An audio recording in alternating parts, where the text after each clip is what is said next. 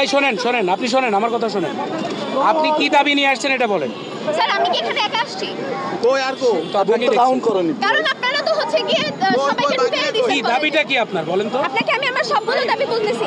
আমাদের এই যে সরকারি অধ্যক্ষ স্যার, হ্যাঁ সরকারি অধ্যক্ষ স্যার, হ্যাঁ, তাকে কিন্তু কোনো প্রকার এখনো উনি কলেজ থেকে বহিষ্কার হয়নি, হ্যাঁ। উনি পদত্যাগ করেননি। তাই তাহলে কেন হচ্ছে গিয়ে ওনাকে স্টুডেন্টরা যেদিন দাবি নিয়ে আসছিল, যে লিস্ট করে আমাদেরকে দাবিগুলো দিয়ে সাইন নিয়েছে টিচারদের, সেখানে কি লেখা ছিল?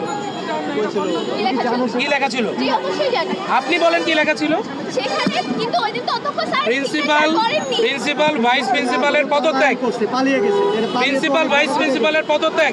অনেক শিক্ষা প্রতিষ্ঠান থেকে পালিয়ে গেছে। কিন্তু ওই দিন বলা হয়েছিল যে স্যারের ফল্ট আছে, তাহলে স্যারের ফল্টগুলো দেখানো হোক। পদত্যাগ পুরি না করে পালিয়ে 32 কোটি টাকা, কলেজের 32 কোটি টাকা লাল ফ্ল্যাগ আলা ব্যাংকে রাখা হয়েছে, সেখানে তার স্পষ্ট সিগনেচার আছে। কলেজে 20 জন পিয়ন নিয়োগ করা হয়েছে। নৈতিক নিয়মে যান, জি নৈতিক নিয়মে যাওয়া হবে। উনার এগেইনস্টে মামলা হবে, অলরেডি প্রক্রিয়াধীন। উনার এগেইনস্টে ওয়ারেন্ট ইস্যু হবে, ঠিক আছে? আর আপনারা শোনেন, বাংলাদেশ এখন স্বাধীন। আপনি স্বাধীনতার পক্ষে না বিপক্ষে? অবশ্যই পক্ষে। তাহলে স্বাধীনতার পক্ষে যদি হন, তাহলে আপনি কিভাবে বলেন যে যারা 16 বছর ধরে কলেজটা লুটে গাইছে, অনিয়ম করেছে, সেই লোকগুলোকে আপনি এখানে বসাতে চান? ফেরত আনতে আমরা বলতেছি যে যদি তাদেরকে যারা শোনেন, যথাযথ নিয়মে, যারা স্বাধীনতার পক্ষে, যারা স্বাধীনতার পক্ষে এরা মুক্তিযোদ্ধা, আর যারা স্বাধীনতার বিপক্ষে এরা কি? তাদের এগেইনস্টে বিচার হবে। বাংলাদেশে আমাদের শোনেন, আমাদের জাতির পিতা সবচেয়ে বড় ভুল করছিল যে রাজাকারদের বিচার করে নাই, তাই তো? এইবার বিচার হবে রাজাকারদের। আমরা এই ভুল করব না। আপনারা যথাযথ নিয়মে যান, কিন্তু কলেজে যথাযথ নিয়ম মেনেই হবে। একজন পলায়নকৃত মানুষের এগেইনস্টে আমরা কি নিয়ম কি ফলো করব? আপনি তো সাইন না করে পালিয়ে গেছেন। কিন্তু ওনাকে কিন্তু বলা হয়েছিল যে উনি কলেজে জয়েন করতে পারবে, আবার সানডে থেকে ওনাকে জয়েন করার কথা বলা হয়েছিল। কে বলবে এটা? এটা আমাদের কলেজ থেকে বলা হয়েছে। ছাত্ররা আপনাদের বৈধতা কতটুকু? সরি, আপনাদের বৈধতা কতটুকু? আমাদের বৈধতা মানে? আপনাদের বৈধতা কতটুকু? আমাদের কিসের বৈধতা?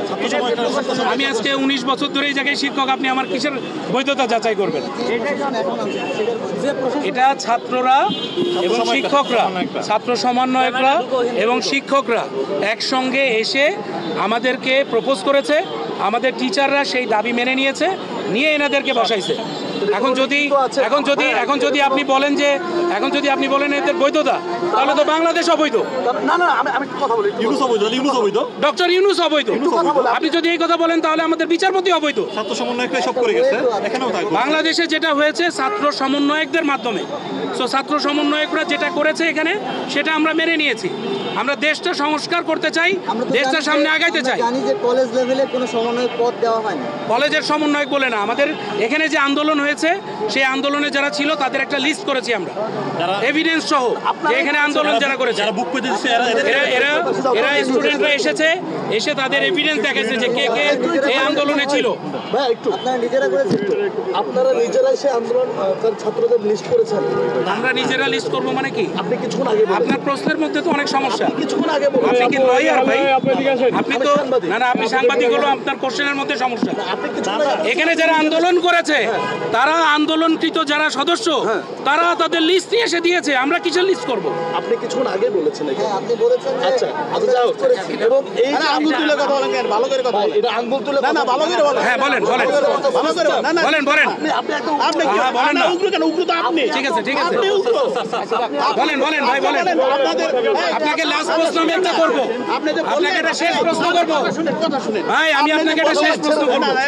ওনারা যে বললো যে আপনাদের বৈধতা কি, প্রফেসর ইউনিটে হয়েছে, এটা কি সংবিধানে আছে? ওইটা কি সংবিধানে আছে? বৈধতা বৈধতার কোশ্চেন করছেন কেন? বৈধতার কোনো কোশ্চেন হ্যাঁ বলেন না, বলেন আইনের কোনো কোশ্চেন করবেন বলেন, আপনি বলেন না। নিউজকে নামতে হবে। আচ্ছা আপনি বলেন না, বলেন বলেন, আপনি বলেন। আপনাকে বলছি, আপনাদেরকে ওনারা দাবি করছে আপনারা আওয়ামী লীগের এজেন্ট এবং পূর্ববর্তী অঞ্চলের এজেন্ট।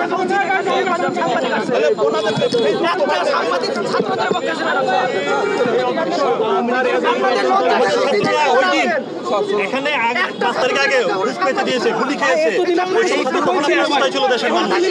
আমাদের ছাত্রদেরকে যেভাবে নির্যাতন করা হয়েছে, যেভাবে গুলি করা হয়েছে, যেভাবে লাঠি মারা হয়েছে, এগুলো আপনারা চিন্তাও করতে পারবেন না। ওই সব ছাত্রদের কথা আমরা শুনছি, আমরা শুনতে বাধ্য হয়েছি। আমরা একসাথে বসে আলোচনা করছি, আলোচনা করে যেটা ভালো হয়েছে, আমাদের এটা মঙ্গল হয়েছে, আমরা সেই সিদ্ধান্ত নিয়েছি।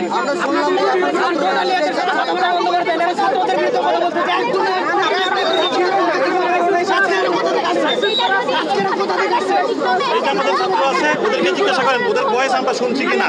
ওদের বয়স যদি না শুনি তাহলে আমাদের কথা শুনি। আমরা সবার বয়স শুনছি, শুনে কলেজ সকল শিক্ষার্থী এবং শিক্ষকদের সম্মিলিত সিদ্ধান্ত এটা, এটা ব্যাপারে আর কোনো কথা নাই।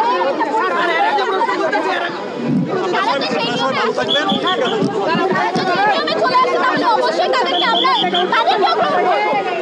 আমাদের সেটা কোনো কথা নেই, সেটা আমাদের বলতেছে